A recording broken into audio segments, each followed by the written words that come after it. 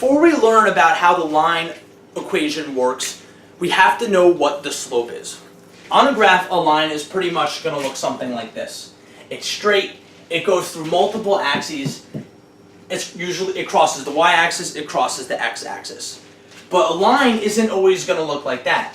A line can look something like this. A line can look something like this. Determining the angle the line is at is known as the slope. So the slope is represented by the letter m. And the way you find your slope is through the equation y2 minus y1 over x2 minus x1. So where's the y2, y1, x2, x1? These are coming from two ordered pairs that are pretty much going to either be given to you as ordered pairs, or you're going to be able to tell when you look at a line, such as on a test. So let's say our ordered pairs are 1, 2, and 3, 4. All we have to do is literally pick one ordered pair to be our 1 and our one ordered pair to be our 2.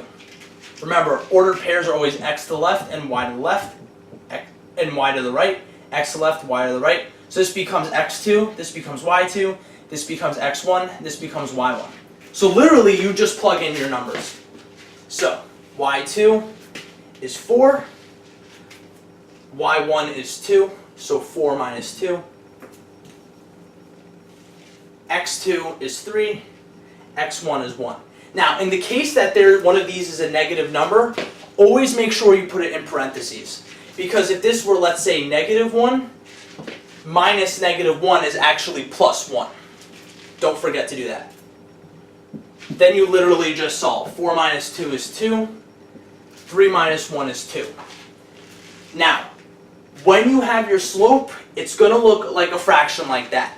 In this case, it can be simplified to 1.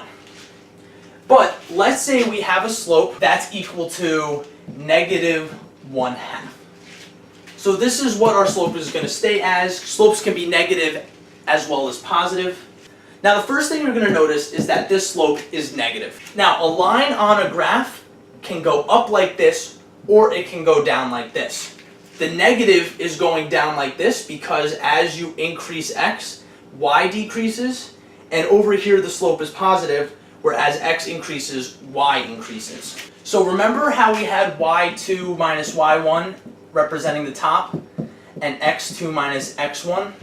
What this actually is technically the change in y over the change in x. This triangle, which is delta, means the change. So delta y over delta x is the change in y over the change in x. So one thing just to remember is that this negative number is always associated with the top. It's never associated with the bottom number of this fraction. This is how you're going to draw this on a graph. Here we have our ordered pair 1, 2. The way you find the next ordered pair in your line is by using the slope. So the first thing we're going to do is we're going to address the top portion of our slope, which is negative 1. What that's basically saying is subtract 1 from the y value of this ordered pair. So here we have 2. We're going to change the y value minus 1, which is 1. So basically what this is telling us is to go down 1. If this were a positive 1, it would be telling us to go up 1 because we're adding 1 to the ordered pair, to the y value of the ordered pair we already have. The bottom part is telling us add 2 to our x value of our ordered pair. When you add 2, you're going to the right. So you're going to the right 2. Okay, so here we're at 1 and we're moving 2 to the right, giving us a y value of 1, and we're moving to the right 2, which means 3. So here we can already tell it has a negative slope. So we're just going to keep doing that for each one. Down 1 over 2. So down 1 point puts us at 0, over 2 puts us at 5. And you can do that for a couple points, but basically the line is going to look like this. Okay? And the slope of our line is m equals negative 1, 2. Now the next way you're going to find your slope is it's going to give you 1, 2, and it's going to give you 5, 0, and it's going to tell you to find the slope. So you're going to plug it into the slope formula, which is y2 minus y1 over x2 minus x1. So that's how you find the slope. It's super, super, super important for the equation y equals mx plus b, which is the equation of a line. It's going to tell us what length the slope is going. Now, there's a couple things you have to remember with the slope. If you get, when you do the slope equation, -2 over -1, treat this just like a fraction. -2 divided by -1 is just going to give us +2. So anytime you see two negatives, it's actually a positive slope. But let's say you see one negative and it's on the bottom, always move that negative sign to the top. Super, super important that you remember that. Now, what about a slope that's horizontal, and what about a slope of a line that's vertical?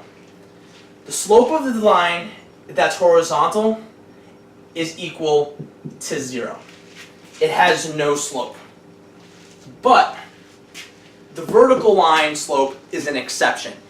Any linear slope that has a vertical line has a slope that is undefined. Because basically, it's going to say something, because basically when you do the slope formula, it's going to give you something like 2 over 0, and anything divided by 0 is undefined. So remember, horizontal slope is equal to 0, vertical slope is undefined. Hey, thanks for watching this Crash Course video. To watch the previous video in this series, click here. To watch the next video in this series, click there. If you want to request a video, make sure you put it in the comments below. And don't forget to subscribe and like this video.